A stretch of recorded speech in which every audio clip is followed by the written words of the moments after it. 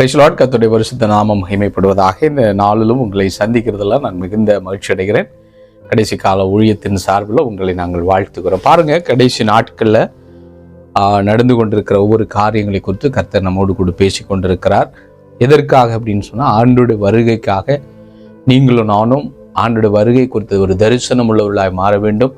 ஆண்டோடைய வருகைக்காக நாம் ஆயத்தப்பட வேண்டும், அநேகரை ஆயத்தப்படுத்த வேண்டும் என்கிற ஒரே ஒரு ஏக்கம்தான் கர்த்தர் இந்த கடைசி காலங்களை குறித்து நம்மோடு கற்றுக் கொடுத்து கொண்டிருக்கிறார். பாருங்க, கர்த்தருடைய வார்த்தை இப்படியாய் சொல்கிறது. லூக்கா 21வது அதிகாரம் 25வது வசனம். சூரியனிலும் சந்திரனிலும் நட்சத்திரங்களிலும் அடையாளங்கள் தோன்றும், பூமியின் மேலுள்ள ஜனங்களுக்கு தத்தளிப்பும் இடுக்கண்ணும் உண்டாகும், சமுத்திரமும் அலைகளும் விளக்கமாய் இருக்கும் என்று சொல்லி கர்த்தருடைய வார்த்தை சொல்லுகிறது. ஒரு வார்த்தை ஜெபிக்கலாம். பரிசுத்த பிதாவே, நீர் எங்க கூட பேசுங்க ஆண்டவரே. உங்களுடைய வார்த்தையில ஜீவன் இருக்கிறது, வல்லமை இருக்கிறது என்பதை நாங்கள் அறிந்திருக்கிறோம். இந்த வல்லமையான வார்த்தைகளை கர்த்தர் எங்களோடு பேசி ஆண்டவரை எங்களுடைய வருகைக்காக எங்களை உருவாக்கும், தயார்படுத்தும், ஆயத்தப்படுத்தும். ஆண்டவரை மகிமையுள்ள கருத்துல எங்களை அர்ப்பணிக்கிறோம். நீர் பேசும் இயேசுவின் நாமத்தில் பிதாவே, ஆமென். பாருங்களேன், இந்த லூக்கா 21வது அதிகாரத்தை குறித்து நீங்க பாத்தீங்கன்னா, ஆண்டவராகிய இயேசு கிறிஸ்து இந்த உலகத்துல அவர் வாழும்போது சீஷர்கள், அதாவது இயேசு கிறிஸ்துடைய ஊழிய முடிவு பகுதியில் ஆண்டவராகிய தேவன் சீஷர்களுக்கு கற்றுக் கொடுக்கிறாங்க. சீஷர்கள் கேட்குறாங்க, இனி இந்த உலகத்தில் என்ன சம்பவிக்க போகிறது என்பதை கேட்டு, அது மாத்திரமல்ல உம்முடைய வருகைக்கு இந்த உலகத்தின் முடிவுக்கும் அடையாளம் என்னன்னு சொல்லி ஆண்டவராகிய இயேசு கிறிஸ்து இந்த உலகத்தில் வாழும்போது இயேசுவிடத்தில் கேட்குறாங்க. அப்போது இயேசு கிறிஸ்துவிடத்தில் இந்த சீஷர்கள் கேட்க ஆண்டவராக இயேசு கிறிஸ்து என்ன செய்யறாரு, ஒன்றொன்றாக இந்த உலகத்துல என்னென்ன சம்பவங்கள் நடக்கும் என்பதை ஆண்டவராக இயேசு கிறிஸ்து ஒன்றொன்றாக சொல்ல ஆரம்பிக்கிறார். அப்படிப்பட்ட மிக முக்கியமான தீர்க்க தரிசனமான அதிகாரம் தான் இந்த 21வது அதிகாரம். பாருங்க, அந்த சீசர்களுக்குள்ள ஒரு ஏக்கம், இனி வரும் காரியங்களை குறித்தும், இந்த ஆண்டோட வருகைக்கு முன்னாடி என்ன சம்பவிக்கும், இந்த உலகத்துல என்ன சம்பவிக்கும் என்பதை அறிந்து கொண்டு அதற்கேற்ற விதத்துல சபைகளை ஆயத்தப்படுத்த வேண்டும், நாங்கள் ஆயத்தப்பட வேண்டும் என்கிற ஒரு ஏக்கமோ ஒரு தரிசனமும் அன்றைக்கு இருந்த சீசர்களுக்கு அன்றைக்கே அப்படிப்பட்ட ஒரு ஏக்கத்தையும் ஒரு விருப்பத்தையும் உடையவர்களாய் அன்றைக்கு இருந்த சீசர்கள் இருந்தார்கள் என்பதை நாம் நினைக்கும் போது, இந்த 20 நூற்றாண்டுகள், அதாவது ஆல்மோஸ்ட் 2000 வருஷங்கள் முடியக்கூடிய தருவாயில வாழ்ந்து கொண்டிருக்கிற கர்த்தருடைய பிள்ளைகளே, சபையே, ஊழியக்காரர்களே, உங்களுக்கும் எனக்கும் எவ்வளவு ஏக்கம் இருக்க வேண்டும் என்று சொல்லி கர்த்தரை எதிர்பார்த்து கர்த்தர் உங்களோடும் என்னோடு பேசி கொண்டிருக்கிறார். அதைத்தான் இப்பொழுது நம்ம கேட்டோம். கடைசி நாட்களில் என்ன சம்பவிக்குமா, சூரியனிலும் சந்திரனிலும் நட்சத்திரங்களிலும் அடையாளங்கள் தோன்றும் என்று சொல்லி கர்த்தர் சொல்லுகிறார். அடையாளம் என்று சொல்லும்போது அதுல பலவிதமான மாற்றங்கள், சூரியன்ல பலவிதமான மாற்றங்கள், சந்திரன்ல பலவிதமான மாற்றங்கள், நட்சத்திரங்கள்ல பலவிதமான மாற்றங்கள் கடைசி காலங்கள்ல அதிகமாக உண்டாகும் என்று சொல்லி கர்த்தர் பேசுறாரு. அதுல இன்றைய தினத்துல கர்த்தர் நமக்கு பேசக்கூடியதான தீர்க்க தரிசனமான ஒரு வார்த்தை, சூரியன்ல கடைசி காலத்துல உண்டாகிற மாற்றங்களை குறித்து கர்த்தர் பேசுகிறார்.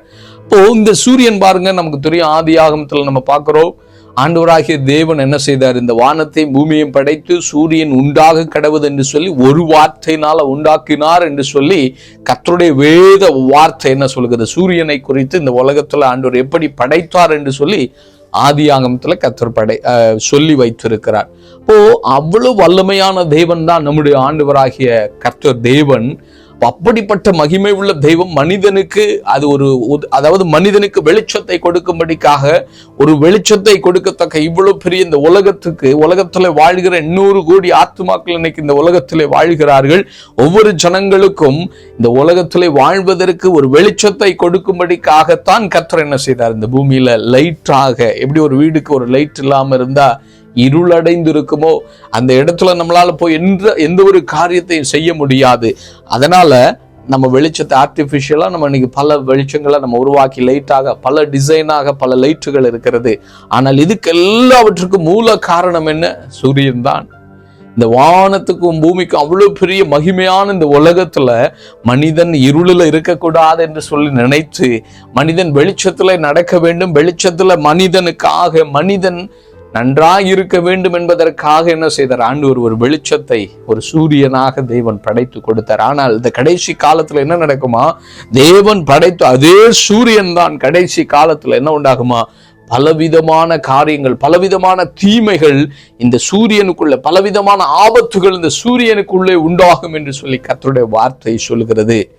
அப்போ பாருங்க, கடைசி காலத்துல சூரியன்ல பலவிதமான அடையாளங்கள் தோன்றி என்ன நடக்குமா, பூமியின் மேலுள்ள ஜனங்களுக்கு தத்தளிப்பும் இடுக்கண்ணும் உண்டாகத்தக்க விதத்துல, அதாவது பூமியில வாழ்கிற ஜனங்களுக்கு எதற்காக தேவன் படைத்தார் சூரியனை? மனிதனுக்கு வெளிச்சம் கொடுப்பதற்காக, நன்மையான காரியங்களுக்காகத்தான் கர்த்தர் என்ன செய்தார்? சூரியனை படைத்தார், உண்மைதான். ஆனால் அதே சூரியனை மனிதனை அழிக்கத்தக்க விதத்துல, மனிதனை இந்த உலகத்துல பலவிதமான தீமைக்குள்ளாய் மாறுவதற்கு ஏற்ற விதத்துல சூரியன் என்ன செய்தான்? கடைசி காலத்துல சூரியன் மூலமாக பலவிதமான கொடிய ஆபத்துகள் வரும் என்று சொல்லி கர்த்தருடைய வார்த்தை தான் நமக்கு சொல்லி கொடுக்கிறது. அன்புக்குரிய கர்த்தருடைய பிள்ளைகளை பாருங்க, இந்த ரீசெண்டாக இன்னைக்கு நான் இந்த கர்த்தருடைய வார்த்தையை, தீர்க்க தரிசனமான வார்த்தையை பேசுகிற இந்த நாட்கள்ல ரீசெண்டாக வந்த ஒரு செய்தி.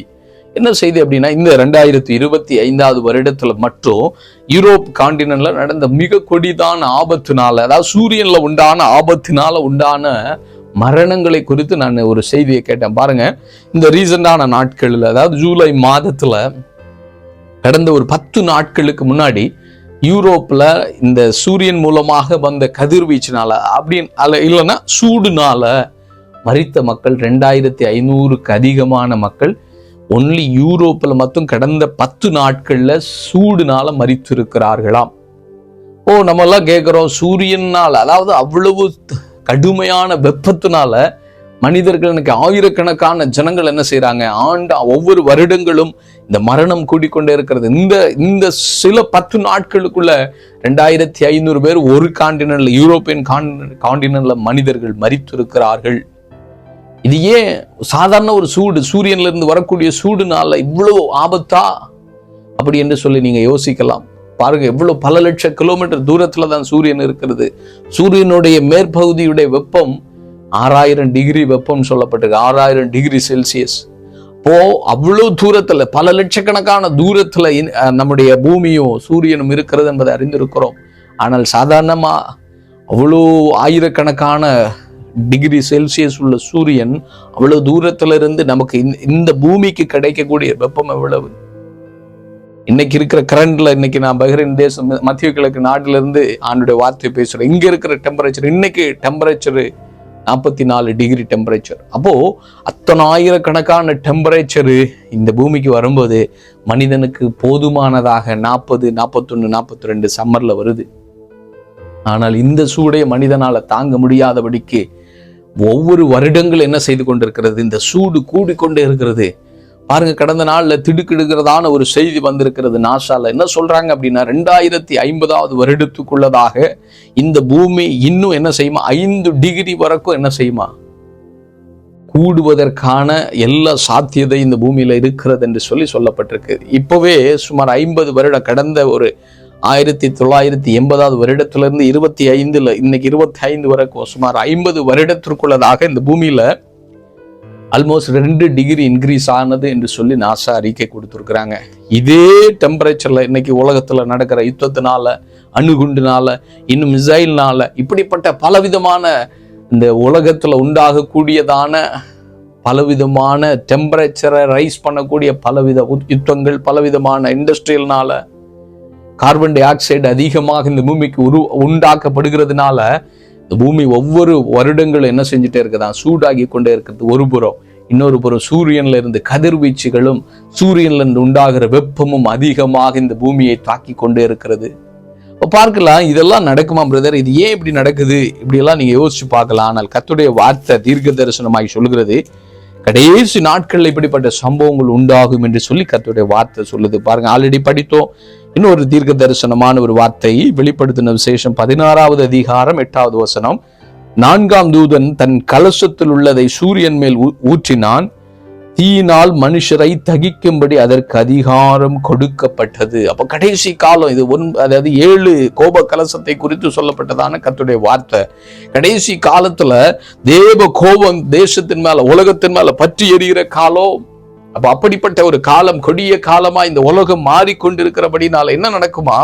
தேவ கோவாக்கின இந்த தேசத்துல ஊற்றப்படும் போது என்ன நடக்குமா? சூரியன் மேல என்ன செய்யறாரு? தேவ கோபாக்கனை உண்டாகிறது, தீயினால் மனுஷரை தகிக்கும்படிக்கு. எதுல? சூரியன்ல இருந்து. சூரியன் மேல ஒரு தேவ கோபாக்கனை வரும்போது அந்த சூரியன் என்ன செய்யுமா? மனிதனை தீயினால் மனிதரை தகிக்கும்படி அதற்கு அதிகாரம் கொடுக்கப்பட்டது என்று சொல்லப்பட்டிருக்கு. அதை தொடர்ந்து அப்பொழுது மனுஷர்கள் மிகுந்த உஷ்ணத்தினால், அப்ப கடைசி கால உஷ்ணம் பெருகும் என்று சொல்லி ஆண்டோட வார்த்தை சொல்லுது. 2000 வருடத்துக்கு முன்னாடி தீர்க்க தரிசனமான வார்த்தை கர்த்தர் நமக்கு தெளிவா எழுதி கொடுத்திருக்கிறார். உஷ்ணத்தினால் தகிக்கப்பட்டு இந்த வாதைகளை செய்ய அதிகாரமுள்ள தேவனுடைய நாமத்தை தூசித்தார்களே அல்லாமல் அவரை மகிமைப்படுத்த மனம் திரும்பவில்லை. அப்பன்னா கடைசி காலம் சூரியன்ல வெப்பமயமாகி மனிதனுக்குள் என்ன உண்டாகுமா? சூரியனால சூடு உண்டாகி மனிதன் அநேகர் பாதிக்கப்பட்டு அநேகர் என்ன செய்ய போறாங்க? சூரியனால இந்த வெப்பத்தினால மரிக்க போகிறார்கள் என்று சொல்லி கர்த்தருடைய வார்த்தை சொல்லுது. இது கடைசி காலத்தில் அந்தி கிறிஸ்துவ நாட்களில் நடக்க வேண்டிய தீர்க்க தரிசன வார்த்தை. ஆனால் இப்பொழுது அந்தி கிறிஸ்துவின் ஆவி கிரியை செய்து கொண்டிருக்கிற இந்த கடைசி காலத்துல நம்முடைய கண்களுக்கு முன்னாடி இதை நம்ம பார்த்து கொண்டிருக்கிற கர்த்தருடைய பிள்ளைகளை, இதை சொல்லி நான் உங்களை பயப்படுத்தணும்பதற்காக அல்ல. எதற்காய் கர்த்தர் இதை பேசுறார் என்று சொன்னால், இப்படிப்பட்ட ஒரு கொடிய காலம் வரப்போகிறது. இந்த கொடிய காலத்திலிருந்து ஆண்டவர் உங்களை என்னை மீட்டெடுக்கும்படிக்காக ஆண்டவராகிய இயேசு கிறிஸ்து சீக்கிரமாய் வரப்போகிறார். இதை பார்த்து கொண்டிருக்கிற கர்த்தருடைய பிள்ளைகளை, ஒருவேளை இயேசுவை அறிந்தவங்க பார்த்தீங்கன்னா ஒண்ணு தெரிந்து கொள்ளுங்க, கர்த்தருடைய வசனம் 100% உண்மை உள்ளது. இதில் அநேக தீர்க்க தரிசனமான வார்த்தைகள் இருக்கிறது. வார்த்தைகளை நீங்க படிங்க. இயேசு சொன்னது எல்லாம் நிறைவேறி கொண்டிருக்கு. கடைசி காலத்துல நம்ம வாழ்ந்து கொண்டிருக்கிறோம். அவருடைய வருகை குறித்து ஏக்கம் பெருகட்டும். ஒருவேளை இயேசுவை குறித்து அறியாதவர்கள் இதை பார்த்து கொண்டிருப்பீங்கன்னா ஆண்டவராகிய கர்த்தர் உங்களை பார்த்து சொல்றாரு, இந்த வேத புத்தகம், பரிசுத்தமான வேத புஸ்தகம் உண்மை உள்ளதுங்க. உங்களுக்காக எனக்காக ஆண்டவர் பேசுகிறாரு. உங்களுக்காக எனக்காய் கல்வாரி சிலுவையில் ரத்தம் சிந்தி மீட்டெடுத்த அந்த இயேசு கிறிஸ்து இவங்களை பார்த்து உங்களை நேசிக்கிறாரு. அவருடைய பிள்ளையா மாறணும்னு சொல்லி அவர் விரும்புகிறார். இன்னைக்கு உங்க இருதயத்தை ஒப்பு கொடுப்பீங்களா? ஒரு வார்த்தை ஜெபிக்கலாம். பரிசுத்த பிதாவே, இந்த கேட்ட வார்த்தையின்படி ஒவ்வொருவரை உருவாக்குங்க. உங்களுடைய வருகைக்காய் ஆயத்தப்படுத்தும் ஆண்டவரே. உண்டாகிற தேசத்துல உண்டாகிற எல்லா ஆபத்துகளும் எங்களை பாதுகாத்துக் கொள்ளும். இயேசுவின் நாமத்தில் பிதாவே, ஆமேன், ஆமேன்.